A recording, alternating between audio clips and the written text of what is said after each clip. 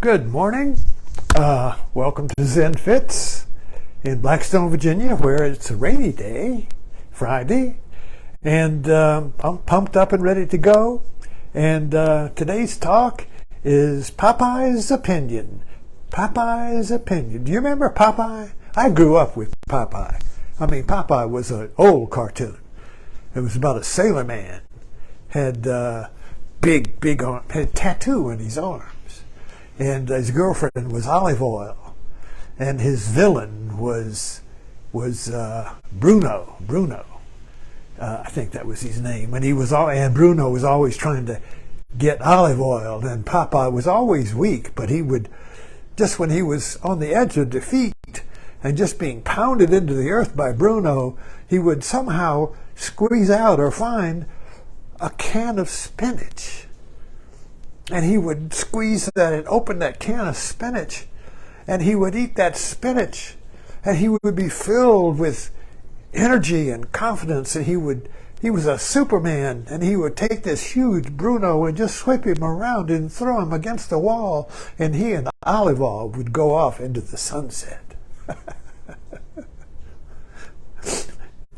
I noticed, this is a cartoon rendition of the Ramayana, the great Hindu epic of Rama and Sita and Ravana. Rama. You see that guy up there on the wall? That's Swami Rama. He was my first guru. Rama. Ram. Oh, Ram. God. Ram. Anyway, Rama was a king, and his wife was Sita, Rama and Sita, God and goddess, male and female. And Ravana, who was a yogi who had developed superhuman powers because of his discipline. And in Hindu mythology, the Vishnu can't if a yogi develops cities or powers, he can't do anything about it. He usually has to trick him or do something has to come about. But this Ravana threatens to take over the world, just like the villains in James Bond, you see. And he steals Sita and takes her to his island, which was, I think, Ceylon, And Rama looks for her, and he can't find her. But he asks Hanuman, the king of monkeys. He asks nature. Not God, not Zeus, not Jesus. He asks a monkey. He asks nature, his own nature. He asks his own nature where Sita is. So Hanuman goes off, and Hanuman's a super monkey. He can fly. And he flies over Ceylon, over the island, and he sees Sita captured. So he builds a bridge of monkeys. And Rama goes over the bridge and fights a heroic battle with Ravana and kills him and restores Sita.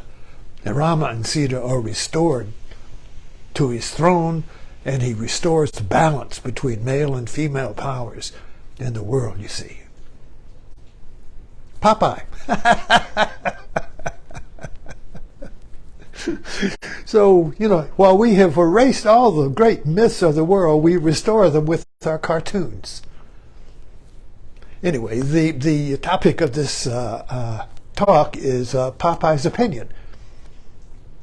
Did you ever read Emerson? I studied Emerson when I was taking English literature. The Transcendentalist was one of our studies, and the American Transcendentalist was Emerson, Thoreau, Emily Dickinson, and some others, but it was the poets who were rebelling against the industrial age. And Emerson said, "Things are in the saddle and ride mankind. Things are in the saddle and ride mankind." And so so Zen basically is an Asian transcendentalism, where the Zen master, I think Hakun, said, from the beginning, not a thing is. Emerson says, things are in the saddle and ride mankind.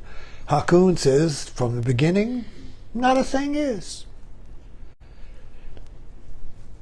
So, let's take a look at Popeye. Popeye's opinion. What Popeye would say, or what I'm saying is, opinion is in the saddle and rides America. Opinion is in the saddle and rides America. Everyone's got an opinion. But everyone's opinion is based on facts. Right? But what happens is that we take our refuge in our opinion, and then we choose the facts that validates it. Instead of choosing the facts, instead of looking at the facts to create an opinion, we start with my opinion and create the facts. It's reversed. It's reversed. So the objective world of verifiable facts is gone. Is gone. It died with the 50s. So after the 60s, the postmodern world began, I would say, where it's reversed. And now opinions are in the saddle and ride mankind. And my opinion, or viewpoint, decides which facts to see to validate my opinion, my truth, you see. It's reversed. It's reversed. And this creates a chaos, you see, because there's nothing to anchor us anymore. In the 50s, which was the decade I grew up in, the anchors, the three networks, were all anchored in an objective world that was defined and validated by science. Nobody questioned it. So they were all, the three networks all pointed to the same reality. But now you can choose a media that points to a different reality. And so this creates an opinion tribe. Nobody stands alone on their opinion. No. You have to validate it by belonging to an opinion tribe. Like-minded opinions get together now and validate themselves, not by the objective facts, but by their numbers. The more people in my opinion tribe, the more valid my opinion. This is the way a cult works. So we have opinion cults, you see. A cult is valid and true by the number of members, you see. Well, this must be true because look at all the people. You get a megachurch.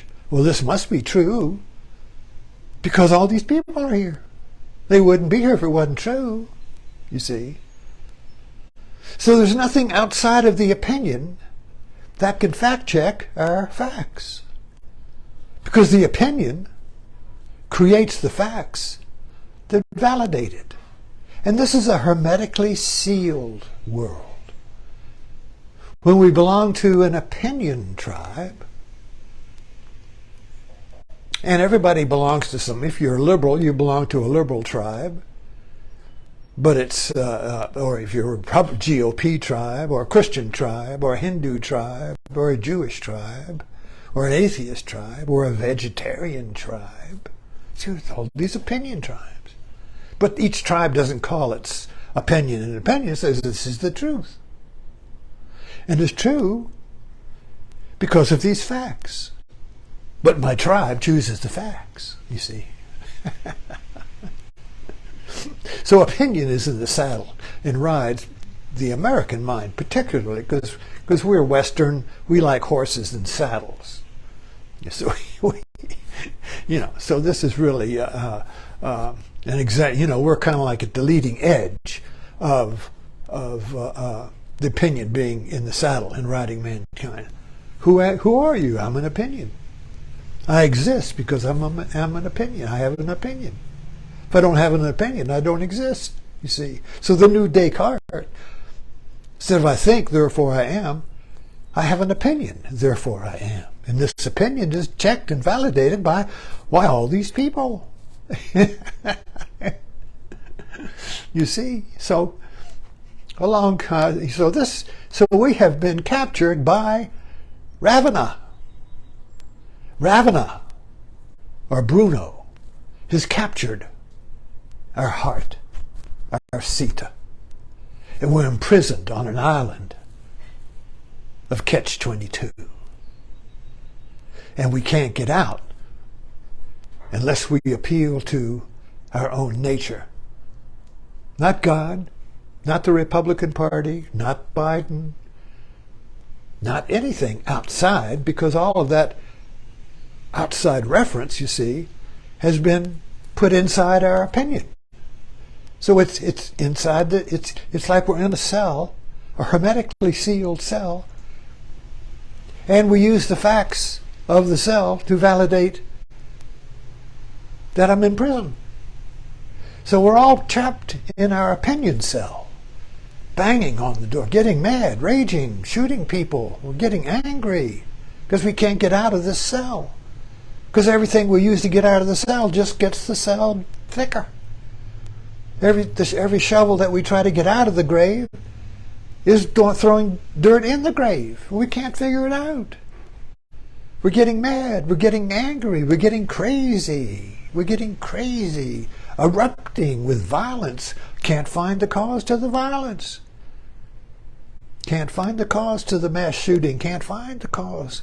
Say, oh, it's guns. Oh, it's the bad people. Oh, it's the culture. Oh, it's this or that.